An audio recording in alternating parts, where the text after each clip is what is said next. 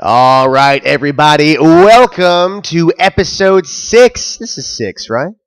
Yeah, I believe so. It's episode 6. Okay, episode 6. Yeah, we are so dedicated to the Obtuse Angles Wrestling Podcast with Kyle and Jeremy, two former professional wrestlers, comedians, and today we are talking about quite possibly the biggest travesty in wrestling pay-per-view history, ECW One Night Stand 2006. Now, even worse than WrestleMania 9? Whoa, to me, far worse than WrestleMania 9. Yeah, no, I have to agree. Yeah. But, before we get into that, though, we have so many loyal listeners, and by so many, I mean literally a handful. Yeah. And, I've been getting emails, I've been getting tweets, which is not true, but for the sake of it, let's just go with it. No, you have. You definitely have. Oh, speaking of which, though, before I get to what I was going to say, I've forgotten to say this the past 2 episodes. You can follow us on Twitter, by the way, at, I believe it's Obtuse Podcast. Just search for the Obtuse Angles Wrestling Podcast. And also, you can like us on Facebook and get all of the updates on when new episodes are going to drop. And you can make suggestions to us of what we should cover. So people have been tweeting me that they've been worried about you, Jeremy. They've been wondering what's going on in the world of Jeremy because a couple of weeks ago, you were down. You were depressed. You were sad. And we haven't even mentioned that you are newly single. I am newly single. And I got to tell you, man, life has been a veritable shitstorm. But things are starting to look up, man. I'm doing all the cliches that single people say they're doing. Yeah. And I'm even pretending really, really fucking hard that I'm going to follow through with every one of these. And that includes the, concentrating on myself. Right. And focusing on my career. Right. I mean, you made the conscious decision to break up with her. Isn't that right? Yeah, okay. You're going to lose 20 pounds. You're going to stop drinking. You're going to, yeah, right? Well, the thing is, man, when you're my size, you lose 20 pounds when you take your shoes off. That's good. So, 20 pounds or 150, whichever. And I promised that we're going to get to ECW One Night Stand 06. Before that, though, I brought this up because you told me a story very briefly before we jumped on the podcast recording. You had a date last night, right? I did, man. I had a date last night. And what happened? How did that go? Okay, well, it went just terribly. I mean, I got to be honest. I met this girl on an online dating site. Okay, all right. Which one? Plenty of Fish. I've never done the online dating thing. Are there prettier girls on one side as opposed to another? Or? Yeah, I've signed up for profiles on 2 of them. Yeah. One being Plenty of Fish, or as I put it, Plenty Offish. Okay. And OkCupid is the other big one. It's like the big 2. It's like the WCW and WWE wars. Right. I thought you were going to say Smoky Mountain. That was that was the biggest one to me. Actually, if you had to compare these dating sites to a wrestling promotion, I would say they were probably like IWA Mid-South. Yeah, pretty much. Yeah. Right. Or maybe Chikara Pro or something like that. Yeah, I like Chikara Pro. I mean, IWA's fine, but I'm guessing that this girl looked a bit like Ian Rotten, right? Yeah, she looked, actually, she looked more like Axel. She was actually built like Axel, which is really funny. Oh, That's good. a wonderful example. Yeah. She even had juice marks on her forehead. She kind of had the Abby grooves. Where you kind of hit it and the scar tissue just breaks away and blood comes out of the forehead. Yeah, actually, I invited her over, and why? Because now she knows where I live. Why the fuck did I do that? I need to have my head examined. So you bring a girl over who looks like Axel Rotten. Yeah. And I'm guessing that you weren't really interested in the conversation, right? No, and it's all because she was completely devoid of any sort of personality on any level, really. Okay, right. So, but you're thinking, okay, all right, this girl might not be the hottest. She's not great to talk to, but I thought I might try to just run through a couple, now that I'm single, just maybe kind of jump on the train and plow through a few here and there. Well, I mean, you're basically you're getting a push. You're going through jobbers. You know what I mean? You're on the hunt for the title. Wow, it is amazing how much you can kind of compare my sex life to the world of professional wrestling. Right. So this broad comes over.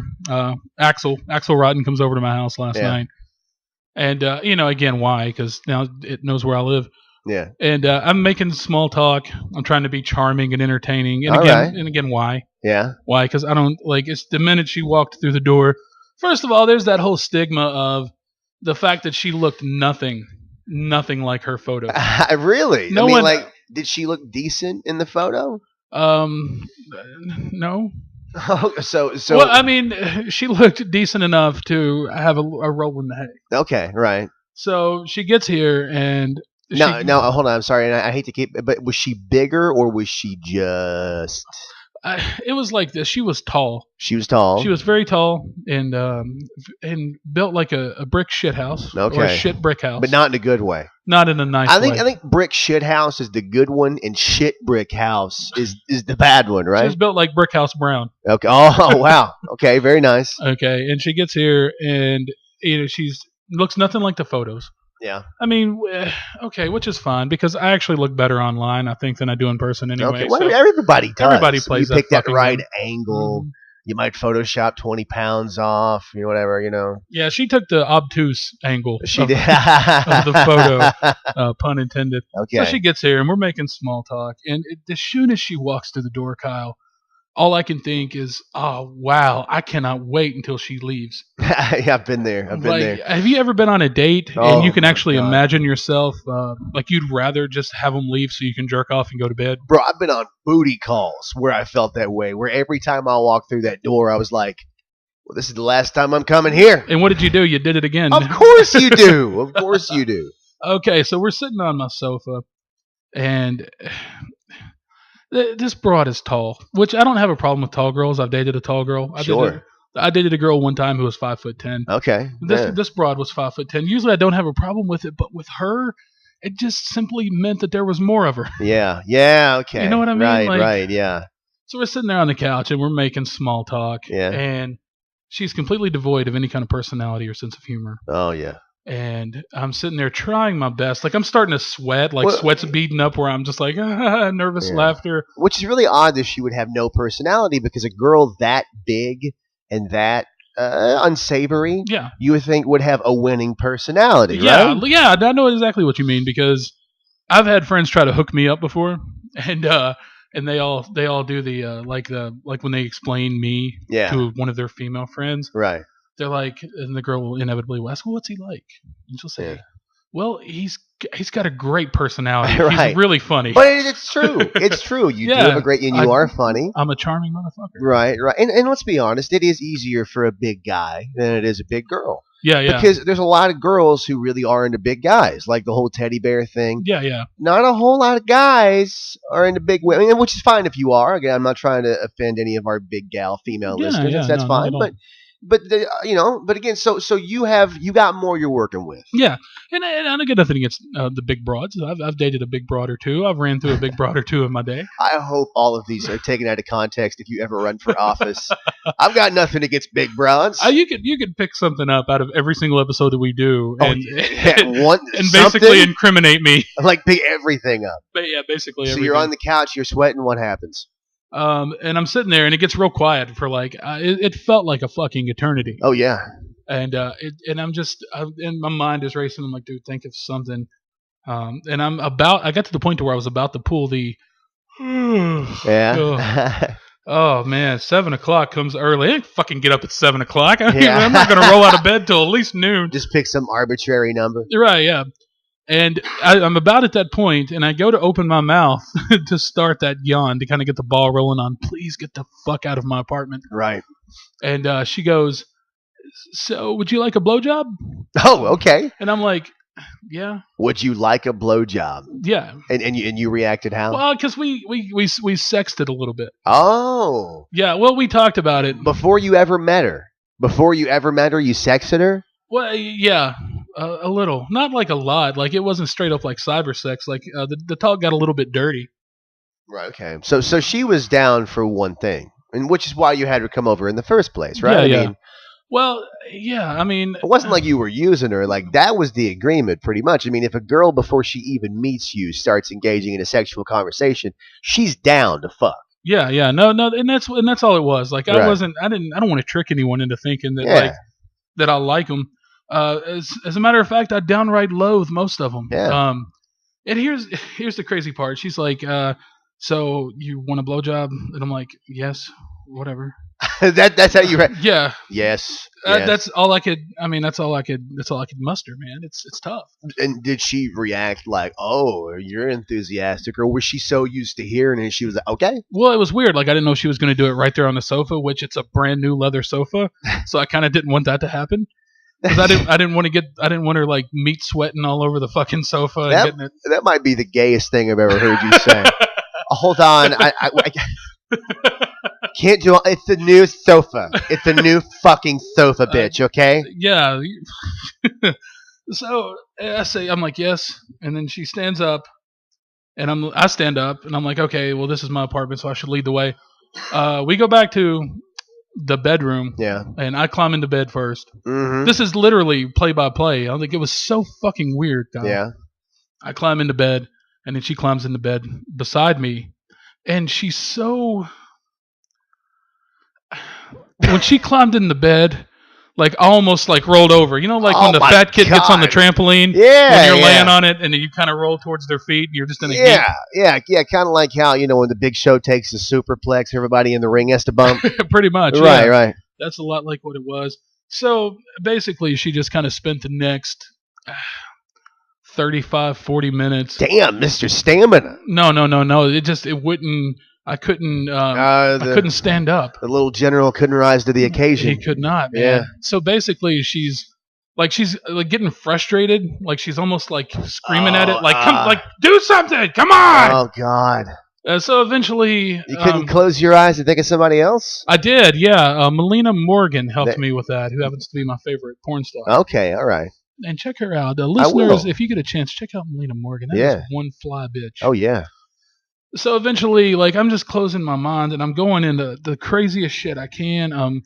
I've been there. Yeah. You're trying anything. Yeah, but that's when you think of the filthiest shit imaginable. Yeah, like she's sitting there like just like shaking my little noodle back and forth like it's all floppy and like a cat swatting a yarn. Yeah, exactly. She's sitting there doing that, and I'm laid there staring at the ceiling. And then I close my eyes, and I've got like Melina Morgan licking my butthole, and Raven Riley sitting on my face, and fucking Jenna Jameson is like sucking my just whatever I can use in my mind to get to where I need to be. Tom Selleck is beating the drumsticks in your stomach for some reason. Yeah, whatever. So I get about half cocked. Yeah. And after that, it was like 90 seconds. Your dick gave you a begrudging ejaculation. It did, yeah. And it didn't even. It was just like my dick was like. Like I'm like, oh, I'm coming, and then you just hear. That was it. White powder came out. Yeah, how long did she stay after you came? I got up and got her a towel, and then she used it and asked for a glass of water. and then she said she would text me later, and I haven't heard from her. No, that's the best possible ending to that. No, it is. I mean, but the rough thing is that she did you a favor and then doesn't want to talk to you again. Like she doesn't even give a shit if you reciprocate. Yeah, no, she wasn't playing that game. The crazy thing is that this broad was kind of nutty. The only reason I ever invited her over in the first place is because of the stuff that we were texting about. Yeah. Like, she told me all this crazy stuff she's done. Yeah? Like what? She said, this is the funniest thing. I thought maybe that she was, like, I thought she would have been a good person. I thought she was funny and had a personality based solely on this text exchange. Did she have somebody ghostwriting her text messages? Is that what it was? She fucking did, man. She had a punch up. So I asked her, like, I don't ask her. We get on the subject of like the craziest thing you ever did, and she was like, "I let my ex-boyfriend pee on me." Oh shit! Yeah. Wow. Okay. And this is the best part. This is one of the best text exchanges I've ever had. That's why I almost had a little bit of hope. Yeah. Hope in as much as like, oh, I can just run through. I didn't want a relationship. Right. Yeah, but hope in as much as I can just go ahead and run through this broad and get it out of my system. Yeah, but maybe that she's going to be so interesting or so funny that you find that attractive enough. Yeah, I was grasping. I was just fucking reaching for anything in all directions. I was just like a dick, just punching and carrying on and trying to just grasp. I was trying to grab something to hang on to get through this. So how did you reply to that? Well, she said, I let my ex-boyfriend pee on me one time. And I texted her back, and I was like, "Wow, what's that like?" And she wrote back one word, and she goes, "Warm." But see, I think that you took it the wrong way. I think that in your mind, you go, "Oh, she's being sassy, she's being funny, she's being Right. clever." But in her mind, like That's the only way she had to describe it. she's like, "It's warm," without a shred of irony Right, or no. like humor, and that's what it was. And that's the rough thing about text messaging, man. So much is lost in emotion and inflection, and like you lose all that shit with a text message. It's really tough. You ever notice how much fucking is like calling a match in the ring? It really is, yeah. Like, because you got your high spots, right? Like, Yeah. think of it this way: you know how it's going to finish. Mhm. You have a couple of high spots in your mind, Yeah. right? you're calling spots like, "Doggy, get on top." You know what I mean? Right, like you yeah, try yeah. to whisper it. Right. You get blown up and you grab a rest hold. You know what I mean? The old double finger rest hold. Right. No, the thing is you're exactly right. Yeah. Except I subscribe to the Ricky the Dragon Steamboat school of calling a match in bed, as where I just kind of fill it out. Like I can't really get vocal. Yeah. I'm not like, okay, no, turn over. Like I'm just like I'll grab her and lead her over. Yeah. like I'm like, okay, work. Yeah. Like, and sometimes they don't want to work with you. I'm like, come on. Yeah. And then I'll give them a stiff jab. Like I'll tater them one time. Tater them, yeah. Oh, it's great. So that's my exploits. Some women do bring blades into the bedroom too. Yeah, and the thing is that like or sometime if it's that time of the month, she'll get color. The hard way. She's going hard way. Oh. And the worst part of it was, man, that this whole little venture last night was just to kind of get it out of my system. It was supposed to be very cathartic. Right. Instead of a step forward, though, it was a step back. It was, man. I actually ended with much lower self-esteem than I ever started with. That's all right. That's why you got to run through a few more. It's okay. You're Goldberg in '97. You're squashing jobbers, man. You'll get your Hollywood Hogan soon, bro. No, I want the big card. I'm tired of working the undercard. You're tired of the Barry Horowitzes and the Glaciers, and I'm sick of the Rip Rogerses. It happens. All right. Well, with that being said, let's go into ECW One Night Stand 2006. No, December to Dismember. Oh God, I keep saying that. December to Dismember 2000. Yeah, One Night Stand 06 was the good pay per view. It was actually, I think it was 05.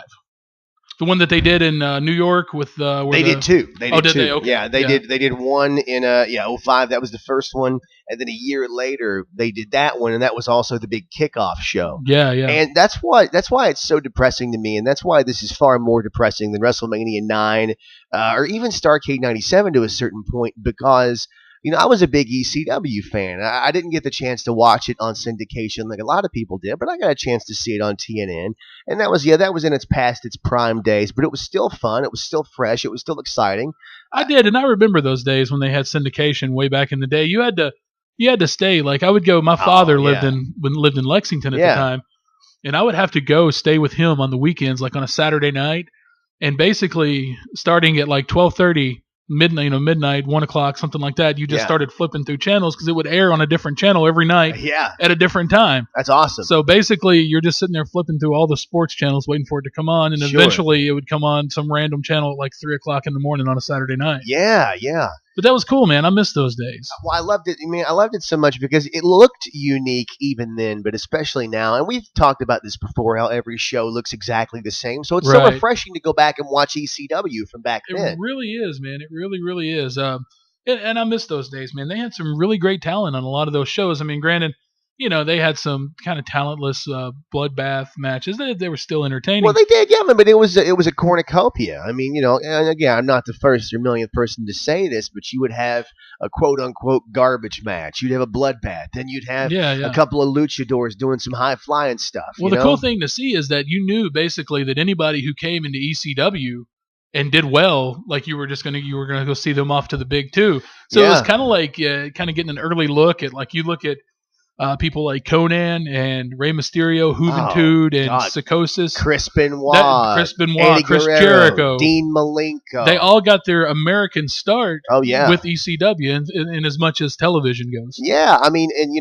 go back and you watch the first couple of ECW on TNN shows, by the first couple of weeks, the Dudley Boys left. Oh yeah. Taz left, and they were the tag team and the world champions. So even though it was past its prime, it was still a fun show. So by 2005, only 4 years had passed since ECW was gone. Although it felt like way longer at that point. Remember? Yeah, Like by the time 05 hit, it felt like a decade passed since ECW It was only around. what, 4 years, 4.5 years. It was 01 to 05 was when they did the first one. So 06 rolls around. 05 was such a resounding success. They decide, hey, we're bringing ECW back full time. We're going to give it a time slot at I think it was 9 or 10 o'clock on Tuesday nights. You know, they have a 1 hour time slot.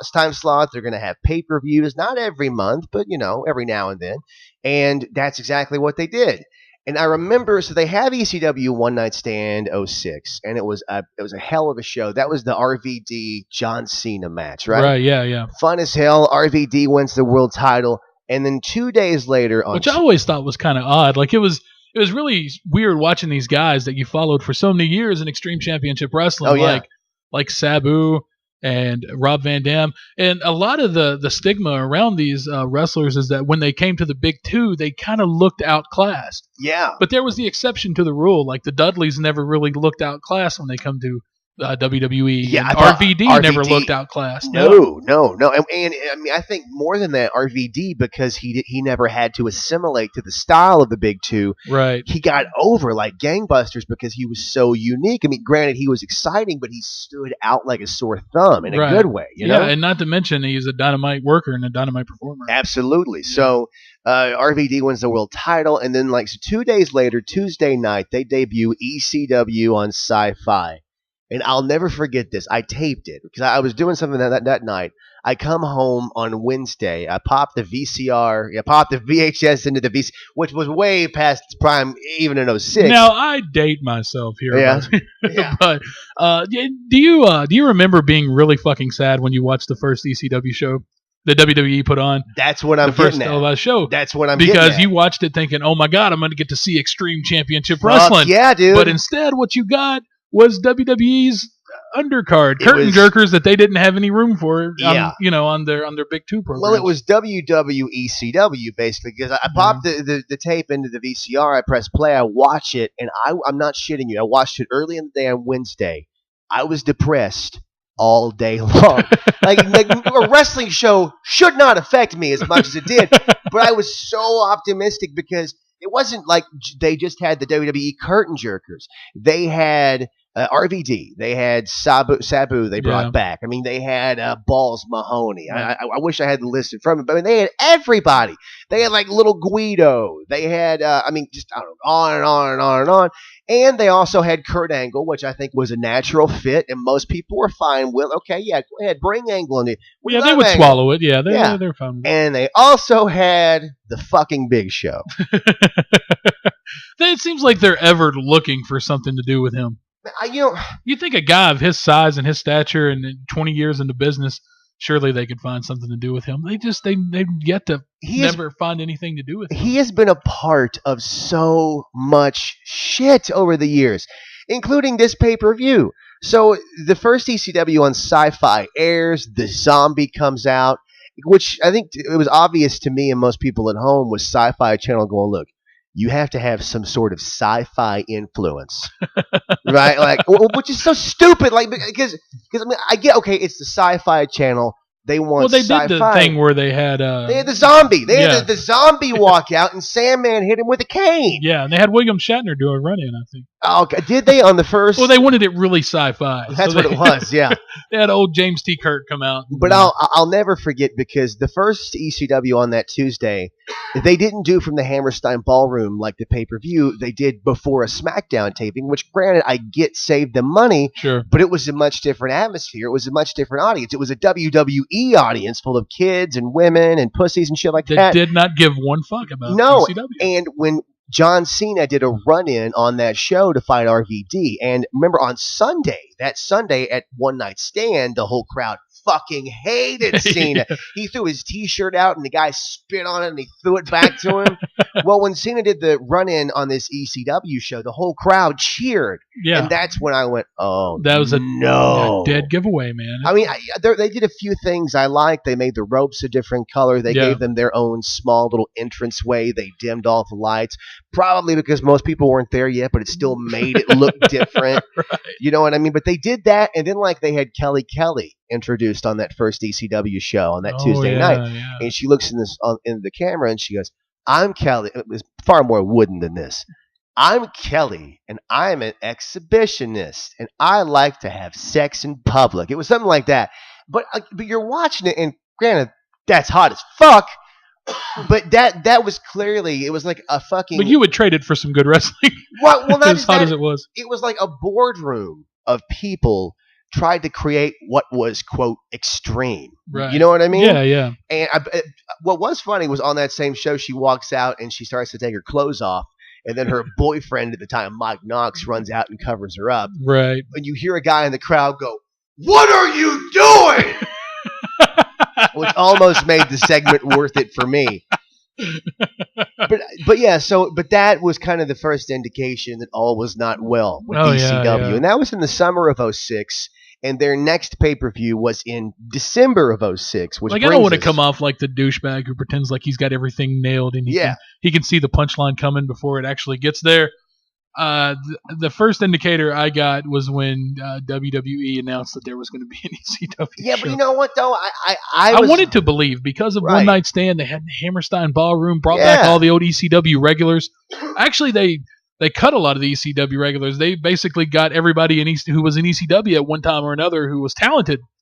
Like they brought in Jerry Lynn and they did, and, they had RVD and they had they had Mikey Whipwreck on that first one. He didn't wrestle, but he was there. You know, right? Yeah. They brought back Blue Meanie. I mean, we're like honestly, if you go back and look in 06 when they started, you forget how many guys they brought. A lot of guys who worked house shows and never even live. They brought like Jazz back. Yeah, yeah. They brought Red Dog back. They did Mike Awesome versus Masato Tanaka. Masato Tanaka. That might have been the best match on that show. And you could tell that Awesome was trying to win his job back, and I have no idea why they didn't sign him after that. No clue, because he worked his ass off in that match. Well, things worked out for Awesome. I'm kidding.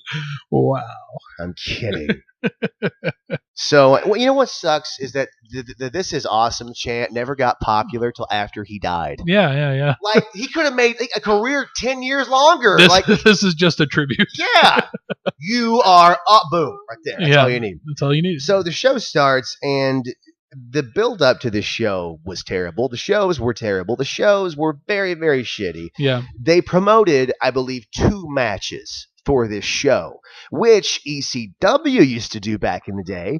But the problem was that when ECW did it back in the day, they would have spontaneous and fun and exciting matches that they didn't appear to be thrown together. They appeared to be spontaneous. Right. Well, the thing that I think is the big difference is that I think you're dealing with a different crowd because it did not matter at the time. Like if you look at the height and what I consider the height, like pre TNN years, if you look at like the height, 95 and 96, 97, it did not matter what they did. Like Sandman could have stood out in the ring and drank a fifth of whiskey and played with his dick, and that bingo hall in Philadelphia would have been sold out, because it was dedication and it was loyalty on the part of the fans, and it seems like for that kind of show, for that kind of action, for those kind of workers and those kind of matches, it really seems like that's what you got to have, and you can only think that it's really going to fall flat because it's just not going to have that anymore. Well, and it did. I mean, and it goes to show with how many of the ECW originals they had on this pay-per-view. And again, they had so many under contract, but they didn't use them. And again, I get that it was a new era. Right. I mean, I don't think that anybody thought they should have just had the originals. Oh, yeah. I mean, CM Punk. Well, you can't reasonably think that they're just going to have, ECW originals. I mean, CM Punk debuted there and was kicking ass. Everybody loved him. He was so over right out of the gate. Yeah. I remember the first match he ever had in that promotion was when they went back to the Hammerstein Ballroom, and he was the most over I've ever seen anybody there. There was the big sign. It was his first national television yeah, debut, too. Oh, yeah. God, he fought just incredible. But he had made such a name for himself on the indie circuit at that point that it didn't, It was brilliant that they did that. I mean, that was all Paul Heyman. It was Paul Heyman's idea to keep the name CM Punk, to keep the character intact, to debut him in the Hammerstein Ballroom where the hardcore fans are, and he has the credibility, so it's going to make him seem like a big deal when he comes out. Right, yeah. And you say what you will about Paul Heyman.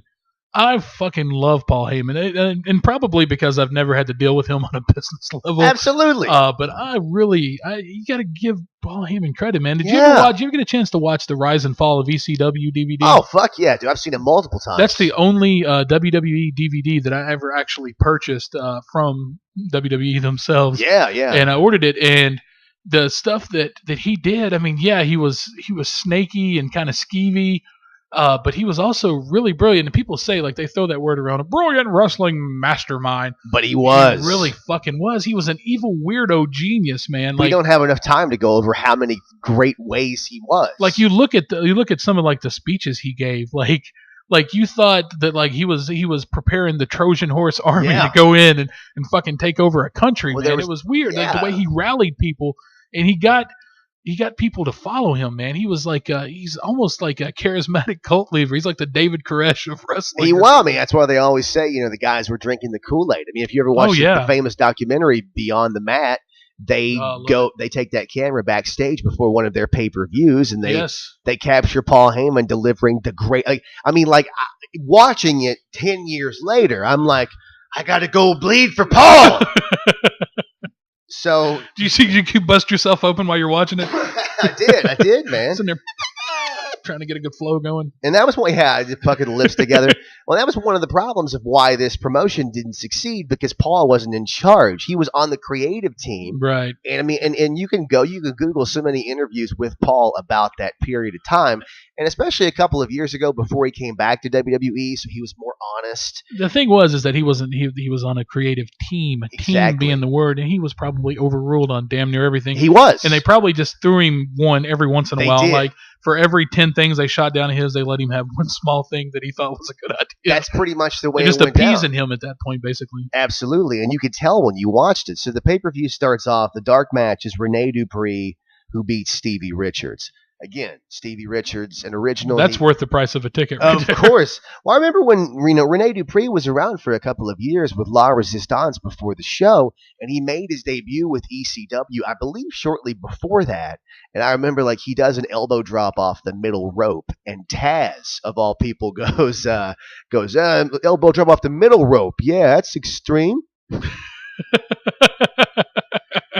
The worst color commentator of all time, I think. Oh, I love Taz, man. Well, Taz has a great call, and I'll get to it coming up on the show. The first real match of the show, I had absolutely no problem with. It was the Hardy Boys defeated Eminem. Yeah. Great match. It was a fun match. I mean, not one of the greatest tag matches I've ever seen, but two solid fucking teams. They gave them 22 minutes and 33 seconds. It was one hell of a match. It was great. Yeah, if you can always, and I always have trouble with the Hardy Boys. I love the Hardy Boys. I love watching them. I bet I've watched that first TLC match they had with the Dudleys and Edge and Christian at least 100 times. Oh, yeah. One thing that bothers me, if I can go off the rails a minute, one thing that bothers me about the Hardy Boys, you ever really pay attention to how they work? Yeah, they work. So. They still work like backyard wrestlers. You ever notice they do right-sided suplexes and right-sided headlocks and shit? Yeah. I don't know what that is. It just drives me fucking nuts watching them do that. I mean, they were trained. They were in a backyard. But you know what, though? They were two of the most successful guys ever in the history of wrestling. Absolutely, man. They really did live that wrestling dream. They did trampoline wrestling federations, and then they went on to be tag team champions. And they constructed a ring that was mostly a real ring, but it had a trampoline in the middle. In the middle of it, yeah, it was the oddest thing. But that seems amazing to me. Like, I would watch the fuck out of that. Really? I don't know if I could watch it. I'd love to play on it, though. That'd be fun. Well, maybe that's why I'm confused. In the shape I'm in right now, I would only be bumping in the center on the trampoline. Here's the problem with that. It was 22 minutes, 33 seconds. As I said, it was a great match, but they built it up. Like, I believe they barely built it up on the show right before the pay-per-view. And that kind of goes to, it's kind of a theme on this show, is the the lack of importance of everything on this pay per view. Yeah. The next match, Matt Striker defeats Balls Mahoney, 7 minutes 12 seconds. Again, I thought as far as a match goes, it was a decent match. It didn't feel important, but I like the story of it. Striker comes out before the match and he gets on the mic and he says, would you people like to see me in an Extreme Rules match? Yeah. That was a gimmick match too. It was called Strikers Rules. Strikers Rules, yeah. Well, because he asked the crowd that, and then he tells the ref, okay, for this match, there will be an extreme enforcement of the rules. And he's like, there will be no eye gouging, no hair pulling. A decent heel angle, yeah. Yeah, and he goes, and no foul language. I like how he said no top rope stuff. Yeah, like Balls Mahoney was just dying to come off the top rope with like a fucking Hurricane Rana or something. Well, apparently he became Bill Watts for that match. Gonna take the mats from around, get rid of the catering. I don't want to see no black people back there. Real quick, that was me doing Bill Watts, by the way. I hope that you run for office one day. Before anybody takes that out of context, I was doing an impression. Go ahead. Bill Watts. A funny Bill Watts story I read in Mick Foley's book, how when he was traveling with the Midnight Express, I think, or no, he might have been traveling with, I think it was the Midnight Express. Maybe I know Bobby Eaton was in on it or something. Yeah. What they did was they would all in traveling in the car, they would take turns doing their Bill Watts impressions. Yeah. But they would change out the word wrestling for fucking. And it went on for like 2 pages in that fucking book, and it was hilarious because he's like, you see, what you don't understand is that the crowd wants to see fucking. They're not here to see fucking. They're here to see fucking. The marquee outside says fucking. He's like, and they're not here to see this. They're here to see fucking. And it went on forever. They just replaced the word. Now, if you guys aren't going to go out there and have a good fucking match, it just went on. It was fucking hilarious. I have to.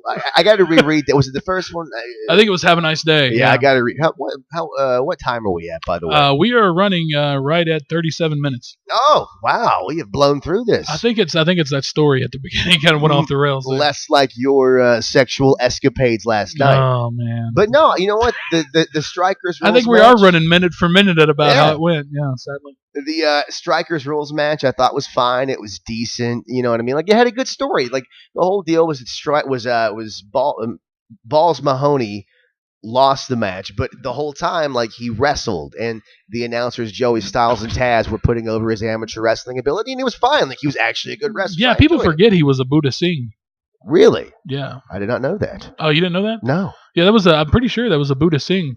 Remember him? He would do spit the fire and shit. And, yeah. Yeah, that was Balls Mahoney. So he actually knew how to wrestle. He just chose not to. Well, I knew that he was Santa Claus. Remember that? Yeah. Ted DiBiase announced this character. He was from the South Pole instead of the North Pole. I'm not making this up, people. No. It was in the I think it was 95, and his name was Santa Claus with an X, and he came to the ring, and like he took toys away from children. He had it was basically a bizarro Santa Claus. Like ghetto Santa Claus. And it's like how do you expect a Santa Claus gimmick to work for the rest of the year? Like it's December. It's the gobbledygooker curse. Right, and what was the big payoff going to be? Like, you know what I mean? Like, were they going to have Santa Claus fight Santa? Oh, you know what? Now that I say that, I'm sure that was Vince's idea. I'm sure it was. I think it probably got pitched, but I'm sure it was on the table at one time. Oh, you remember when they did Mark Henry as Black Santa Claus versus the White Santa Claus? No, luckily I don't remember Damien Sandow a couple years ago. Oh, no. Oh, and they advertised that as the main event. Wow. Oh, yeah.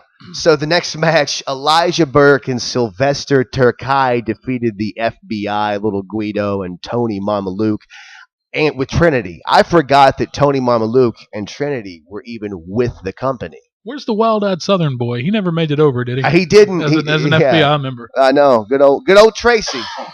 But and again, this is another issue with this pay-per-view. So I'm watching the pay-per-view. Are you okay? You dying back there? I'm dying slowly, man. Sorry. So I'm watching the pay-per-view, and I remember I'm sitting there, and I'm like, I mean, it seems like it's not important. I barely remember the FBI and ECW, so I did some digging, as I'm apt to do, because I place far more effort in wrestling than I do anything else in my life. Sex included. The FBI lost every match they ever had on Yeah. TV for ECW on Sci-Fi. Who didn't see that coming? Right, but what I'm saying is, like, there was no feud here. There was no importance placed on this match. It was just a squash match in the middle of an already light pay-per-view that they barely promoted. Yeah, it was basically like WrestleMania 9 all the Yeah. way through. That didn't make any sense. Well, but no, the matches on WrestleMania 9 at least tried to have some sort of importance. At least when you look at WrestleMania 9, you go, well, it didn't work out, but on paper, I understand why this might have worked. This one, there was no excuse. They went like from June to December without a pay-per-view, had all this time to build it up, and it was almost like somebody told Vince, hey, you got a pay-per-view on Sunday. Shit! How does Vince react when he finds out that he's got like 2 or 3 months to start building for a pay-per-view? God damn it!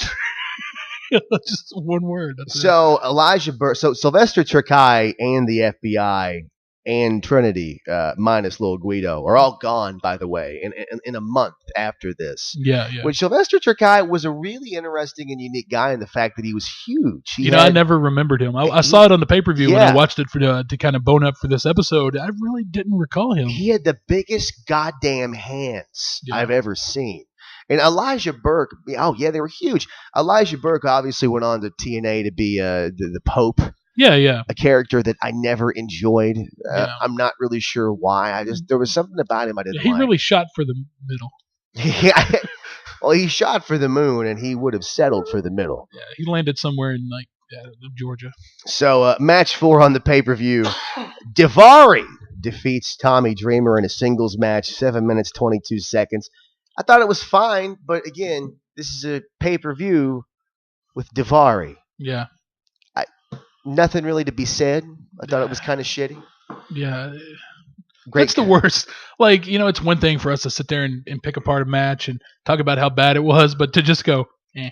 Yeah. Like, that's the worst reaction you can have. We've got 2 matches left on this pay-per-view. I mean, it was essentially a 1-match pay-per-view, which, yeah. I mean, this is the one where you should be swinging for the fences. I mean, Right. if you're asking people, especially then, to pay $40 for a pay-per-view, you can't rest on your laurels ever, but if you do, you got to have at least a few under your belt to coast, right? Yeah, absolutely, yeah. I mean, you're going to get those coast matches, those little nothings that don't really make a lot of sense. But that was this whole pay-per-view. It was they try not to do it, I think, for the entirety of the pay-per-view. So Mike Knox and Kelly Kelly defeat Kevin Thorne and sexy, oh my God, gorgeous Ariel. Oh yeah. Oh, Did I ever tell you that I actually fucked her? Did you really? No. Oh, okay. No, in my mind. Oh, well, I mean, I know that you were a far bigger indie worker than me. I mean, you worked with some of the greats like Manslaughter. Right? Oh, you know what? I saw him get color one night off of a glass of soda from the concession stand. Not a glass, but like a cup, like a just a paper cup of soda. Like you saw a wrestler take a bump off a cup of soda? No, he got color off of it. Like literally? Yeah, he Yeah, on his forehead a little bit. Oh my, really? I think that's how they do it. I'm not sure. I don't know. He took the paper cup of Pepsi to the forehead, and then when he turned around, he produced a small shiny object, and then he rubbed his forehead a little bit, and it started to flow. 7 minutes and 43 seconds for this intergender tag team match. This was atrocious. Mike Knox, I genuinely enjoy. I didn't think he was a star. I didn't think he was spectacular, but I thought he was fine. He had a good look. He was okay on the mic. He tags in Kelly Kelly, who wrestles Ariel. Ariel comes off as somebody who's had some experience. She's just really shitty. You know what I mean? Like you see somebody in the ring and they're terrible in every conceivable way, but you can at least tell they've worked a match. Yeah, they the thing that you have to remember, Kyle, about every single female match, with the exception of one or two here or there, but the general rule of female matches is that 100% of them are awful. Yeah. You know, I would have really... Okay, here's the thing. I've never followed a lot of Japanese wrestling. I know supposedly there are so many greats in the history of Japan who are women, and I can believe that. I know that NXT has so many great. I mean, Charlotte is amazing in the ring. Natalia is amazing in the ring. So the people in this match weren't those girls. Is the point? Is what you're getting at? Kelly and Ariel were not those ladies. No, they weren't. Kelly looked like a contest winner in that ring. Like she looked like not a contest winner who won and then got trained to become a WWE no, diva. Like they put a bunch of names in a hat. Or maybe like they picked who sucked the best dick. I'm going to go with the latter. And then put her in the. But she's so hot, I bet she's not even that good. It doesn't, yeah. It doesn't matter. So, no, that match was terrible. Again, I don't think it led to anything as Ariel was gone pretty soon after that. And Kevin Thorne was never great in the ring, which that's another character that we should touch on at some point was Kevin Thorne's character before Kevin Thorne. Oh, yeah. Remember the, what was his name? I hope that somebody tweets at us. Yeah. If you know that, definitely tweet us because I'm drawing a blank on that. Mordecai. That's what it was. Yeah, he was Mordecai. I believe he came to the ring and he had the white hair and he had the white beard. Yeah, he was part of was like a faction that he was with. Was he? I really was high the whole time and wasn't paying attention. Because I guess the plan was to have him face the Undertaker in a battle of the light versus the dark. Not what's going on in Baltimore. I mean, like the darkness versus. Not taking sides. That's just a joke here, folks. I saw something that showed that is a picture. They had a picture of a pile of bricks, like just regular red bricks. Yeah. And they called it Baltimore postcards. Send one of those home to mama. Wish you were here. We're coming up on the main event here, the 6th match of the card. Yes, I said 6 matches in one pay-per-view. We're going to get to that in a second. How much time do we got? Yeah, we're looking at 46 minutes. 46 minutes. Oh, perfectly. So if we ended now, we try to have every show go about an hour. We would be closer to our mark than this pay-per-view was when it went off the air. So it's an extreme elimination chamber match. And basically what that amounts to is you have weapons and you have, six competitors, 4 pods, and each person can have a weapon when they get into a pod, like a traditional elimination chamber match. Yeah. In the match. Okay, gimmick up the gimmick match. Right. So let's look at it this way. It is ECW. You are only 6 months, maybe, not even that, removed from the inception of ECW. Yeah. You have all of these ECW originals who were under contract. You have people who have paid for the pay-per-view and have paid money for their tickets to go to this show. Who do you put in the Extreme Elimination Chamber match? Now, Sabu was in the match, but he got taken out early in the pay-per-view and therefore was not on the show. Do you remember that? Yeah. The crowd was absolutely devastated, and you could feel the air be sucked from the arena when that didn't happen. They really did, and they kind of made themselves vocal on that by chanting bullshit or this is bullshit. Blah, blah, blah, blah, blah. This is bullshit. Oh, yeah. Or whatever it was. Before the Elimination Chamber match, Lashley is interviewed by a chick who I forgot even existed, Rebecca. Rebecca is absolutely terrible. She must have been. I don't remember. Yeah, somebody who was asking questions. But Lashley is even worse. Oh, Lashley, I'm going to go out there and I'm going to win my match. I mean, I've never. He's going to put his opponent to sleep. I'm gonna kick your ass out there. Not with a sleeper hold, with his voice. But again, Vince has a great big old hard on for Lashley the whole time. He really did, man. And boy, it was just kind of a. It didn't really. It just went nowhere. God damn it!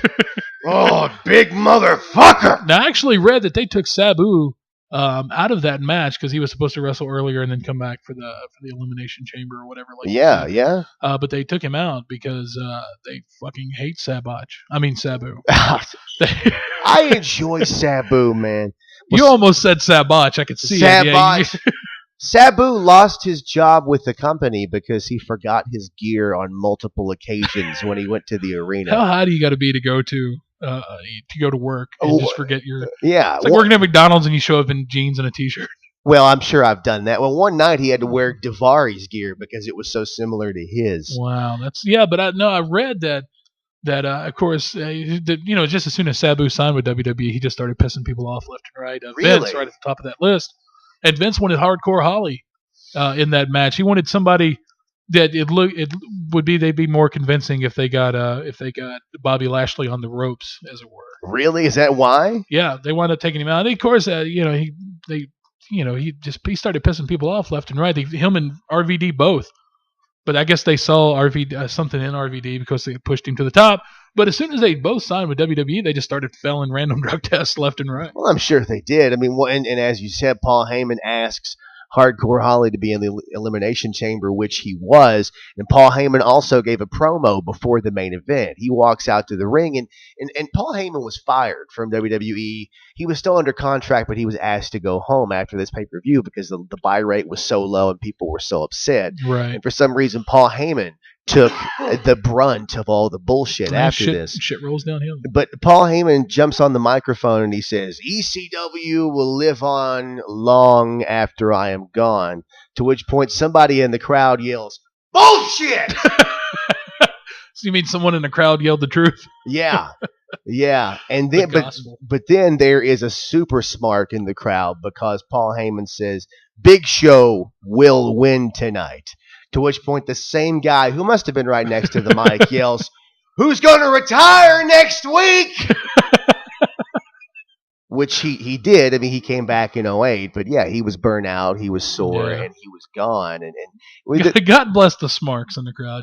Yeah. And wise asses. One thing that you notice about Big Show when he comes out to the ring is he's fat as fuck here. Yeah. I mean, he was always in wonderful shape for as big as he was. Yeah. When he was the Giant, and then the Giant Paul White, and then Big Show or whatever. But it's right about that time he kind of started ballooning up. Yeah, well, I have no doubt that it's hard for him to keep off weight. I mean, a guy his size and especially his frame, of course, but fuck, he is fat here. Yeah. So they do the whole deal. They come to the ring. Bobby Lashley, Big Show, Rob Van Dam, Hardcore Holly, CM Punk, and Test. Oh, Test. Test, who would not win this match, but would go on to the Royal Rumble a month later to face. They wanted him to be something so fucking bad. They tried. He tried. This is after he was gone, and they brought him back. He was buddies with Triple H, though, right? Yeah, I mean, the best that Test ever did, I think, was probably when he first came in 2000. He had the long hair and the pants, and he had the whole deal with Stephanie, and it looked like, for a moment, Test might actually become something. Right, yeah. That never happened. But he wasn't a very good wrestler. He was horrible fucking wrestler. I don't want to say he was horrible, but he was fine. But I think that he got shittier as the years went on. Did you see that match he had with the handicap match with the Mean Street Posse? Oh, yeah. Well, that was supposed to be terrible. Yeah, I mean, that was... But the Mean Street Posse were basically untrained guys. I was going to say, I've seen Jim Cornette take better bumps than Pete Gas. Yeah, well, that's why they brought in, I think, Joey Abs. Was it Joey Abs? Because Joey Abs was a legit wrestler, but those two guys were Shane's, childhood buddies. Right, yeah. Who they, trained to be workers. And honestly, give them a few years, they might have been fine. They grew up in the same wonderful gated community. Exactly right. I love that. So this whole match, it's fine. The booking is horrible as far as the decisions that they make, but as far as the in-ring action goes, it's fine. Test defeats RVD, which pissed the whole crowd off. Yeah, but he puts a chair over top of RVD's head, and he jumps off the pod and does an elbow that looks like it obliterated Rob Van Dam's brains. So it looked good. It looked great. I'm sure it killed him, but it looked great. But CM That's Punk, all that matters, fuck it. If it looks good. Yeah, if it looks good. CM Punk is the first person eliminated from this, to which the whole crowd chants bullshit. But at least they thought RVD. Okay, all right, Punk is out. That sucks. But you know what? It's an ECW pay-per-view. Big Show is the heel going in with the world title. RVD is going to win this thing, right? Right. Fuck no. He's taken out by Test. Why would that happen? Right. And at this point, it's so unbelievably obvious that Bobby Lashley is going to win the world title. Yeah. And they actually do a decent little job at first because Lashley is his pod goes off, and he's one of the last two people who are going to come out. Big Show is the last because he's the champion. And the two unidentified security guards for Paul Heyman who are wearing the helmets knock the referee down, and they won't let Lashley's pod open. So Lashley breaks the roof and then climbs out of the roof to get into the ring. Cool spot. Yeah. And for a moment, the crowd forgot how much they fucking hated Bobby Lashley. Like, the spot was so cool, that gets a pop. Like, fuck yeah! Get out there, son! But then it was, oh no, wait. Wait, we hate you. That's right. He's terrible, yeah. But Lashley storms through.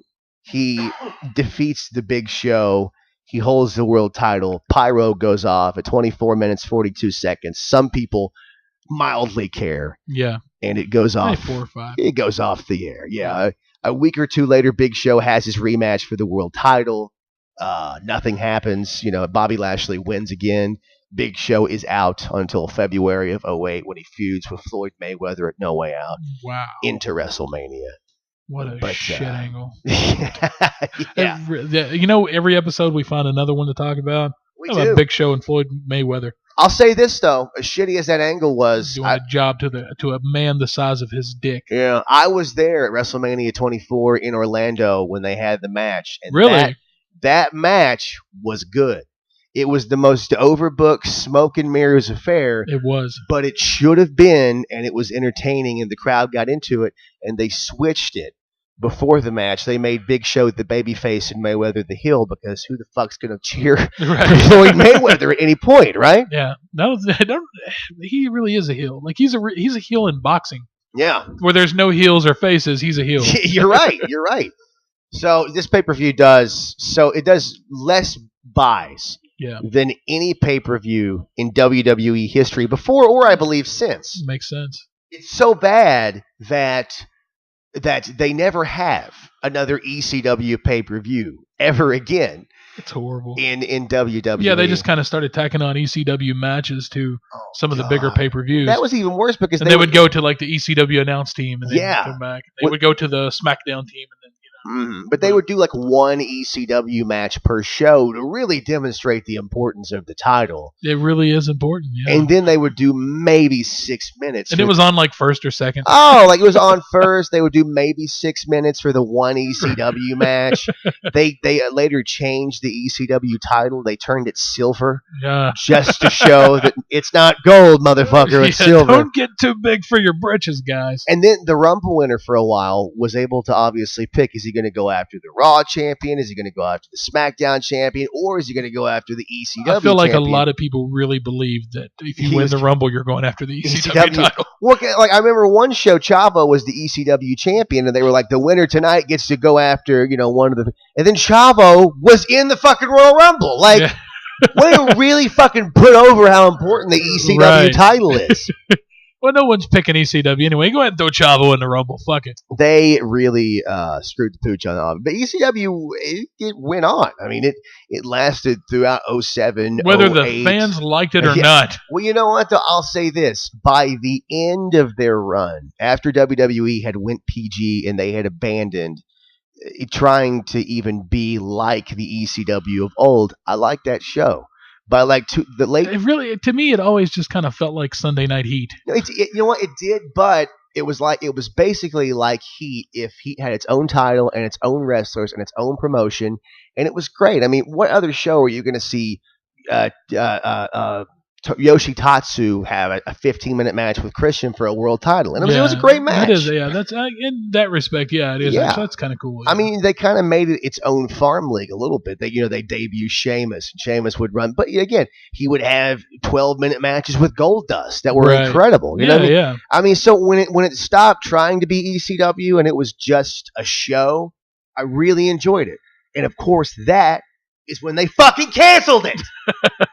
Well, just like anything with WWE, when it starts to get good, fuck it. And they made NXT, which is amazing now. Yeah. But back then, it was rough. Man. That's another show we need to get to. Yeah, absolutely. Is fucking NXT, yep. the original, the beer keg challenge, oh. and then the all diva version, which God. famously got it fucking canceled. I know, it's such an easy target. It almost feels bad going after it. It was so depressing, though, man. I mean, I remember, the new ECW just. It's the reason why whenever WWE brings anybody up from NXT who I enjoy, I have no faith in the company. No. Because don't invest yourself in these characters. They're going nowhere. You're right, but I mean, I have so little faith in anything WWE can pull off now. I do. I mean, I'm not saying that everything they do is shit, because clearly it isn't. I mean, I still watch every week, and there's still some things I enjoy, but predominantly the things I enjoy are when two great wrestlers go in the ring and they wrestle. Yeah, they just fucking have a match. Yeah, never mind the angle around it in the story. No, I mean it's the presentation or anything else. If you just get one good match, then it makes it worth watching. And I love good storylines. I'm not a smark who's all, we need to have 12 45-minute matches a show. I get it, man. I enjoy good storylines. Sure. I love good promos. I love wacky, ridiculous shit. It's fine. Yeah. But it's just everything that they fucking do now. They fuck up. They do. They really do. I can't pinpoint one thing that's to blame. I mean, aside from, Vince McMahon. I mean, he's the final word on every single thing that happens on the show. Oh God, I could go on and on and on forever, but we don't have time. But you know what? We don't. Maybe we will on a future episode. Right. So, and we have just hit the 1 hour mark, so I think it is time to bid adieu to the listeners. Next week, very excited about this. I'm very excited. Are you ready, Jeremy? I'm ready for it, man. Hit me. The Dungeon of Doom, baby. Yeah. What? It's not cold. It's not. There's no Hulkamaniacs here. It's not hot. It's not hot. Yeah. The Dungeon of Doom next week. One more time, please like us on Facebook to get all of the info, supplemental readings, supplemental videos. Check us out on Twitter. There is an @Obtuse Angles. I believe we are Obtuse Podcast. I should know next time I promote it. Just look for it on Twitter. You're going to find us on there. And please listen to us on SoundCloud. Like us on YouTube. Help us out. Tell your friends. That's the only way this show is going to grow. Give us a share on Facebook. That's the only way this show is going to grow, and we appreciate you guys so much. I would love to make money off this. Obviously, you would love to make money on this, but more than that, I just want more people to hear about this. Absolutely. And more people to listen, and that is what it's all about. So, Jeremy, you got anything to say before we head off here? I'm done, man. I've said with the first 15 minutes of this podcast, I think I've said everything that ever needs to be said. I think so, too. Adorably candid. So, adorably candid. For Jeremy, we're going to see you guys next week. Good night, everybody. Goodbye. Goodbye.